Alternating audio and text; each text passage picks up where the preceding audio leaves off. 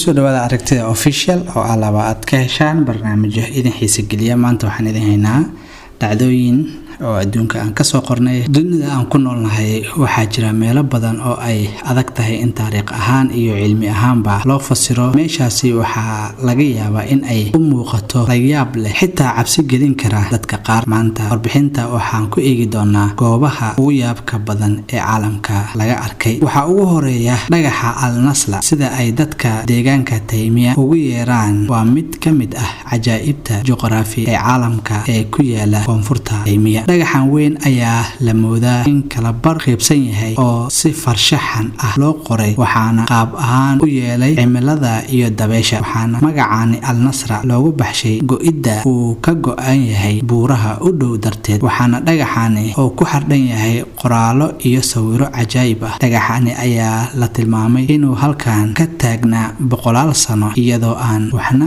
haleelin, halka qoraalada qaarkood ku qoran yihiin ay muujinayaan taariikhda faca weyn iyo muhiimadda uu deegaankaasi lahaa waagii hore. dhagaxan dhirirkiisu waxaa lagu tilmaamayaa ilaa iyo 8 mitir, waxa uuna ku fadhiya 2 rukun oo yaryar oo aan qofna malaysan karin. culayska dhagaxan intaa la eg oo ay hayaan labadan dhagax ee yaryar ee salka kaga jira. arrintaas yaabka leh ayaa keentay mid ka mid ah goobaha ugu muhiimsan oo loo dalxiis tago ee ku yaala jidka loo maro gobolka Tayma, boqortooyada Sacuudiga Carabiga. waxaana xusid mudan in Tayma ay qani ku tahay meelo kala duwan oo loo dalxiis tago, kuwaasi oo xiiso geliya dalxiisayaasha. waxaa al-Nasla ka mid tahay kuwa ugu caansan oo loo dalxiis tago marka laga yimaado fasiraada cilmiyadeed ee sheegaya in dhagaxa si rabbaani ah u samaysmay. qaar ka mid ah dadka ayaa aaminsan in dadkii hore deegnaa ee deegaanka saxaraha ay isticmaali jireen tiknoolajiya waagaas jirtay ama laysar ay dhagaxan u kala jareen, halka dadka qaarkiina ay aaminsan yihiin in makhluuqaad kale ee aan bini'aadamku ahayn kala jareen dhagaxan. qodobka labaad waxaan ku eegi doonaa waxa ayna jirta oo ay barnaamijkeeni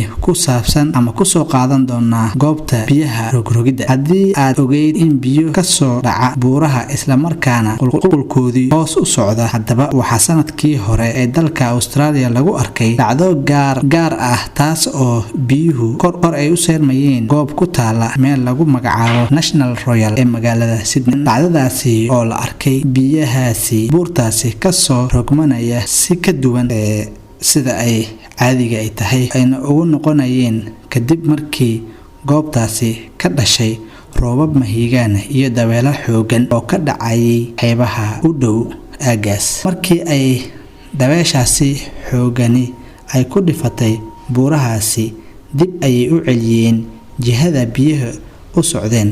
dadka badan ayaa aaminsan intaasi sababtay in dabeelahaasi xoog badnaa in ay biyuhu sidii u socdeen aanan ahayn si kale u rogay. waxaan sidoo kale ku soo qaadanaynaa barnaamijkeena ama warbixinadeena tuulo lagu magacaabo Kuleshi. tuuladaasi ayaa ka yaabisay saynisyahanada dunida.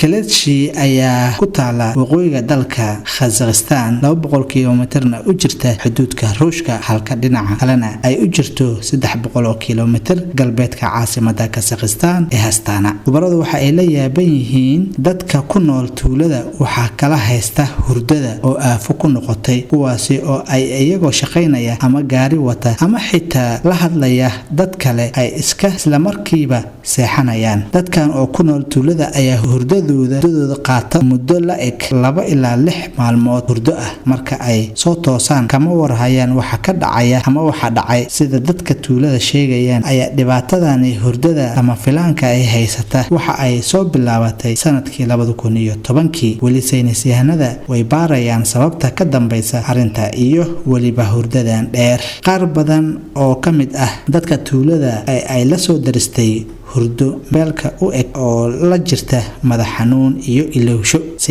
saynisyahanyo oo isxilqaamay oo u dhashay dalka Ruushka ayaa yimid tuuladani iyagoo baaraya sababta keentay arrinta, waxayna baaris ku sameeyeen hawada, cuntada, biyaha, balse weli jawaab ma aysan u helin. qaar ka mid ah hay-adaha caafimaadka iyo kuwa rasmiga ah ee iyada sayniska ayaa awoodi waayay in ay si cilmiyeysan u sheegaan sababta ka dambaysa dhacdadan. wadayaal iyo asxaabta nagu xiran shawcan haddii aad ka heshay subscribe, like noo saar page-ka iyo YouTube-ka aan ku leenahay barta internetka. waad mahadsantihiin.